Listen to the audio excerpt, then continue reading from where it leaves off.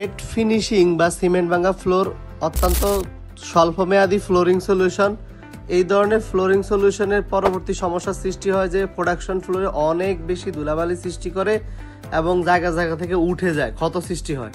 তো এই নেট ফিনিশিংয়ের সমস্যা সমাধান করতে গেলে নতুন করে প্রোডাকশন বন্ধ রেখে ঢালাই করার কথাটাই প্রথমে চলে আসে।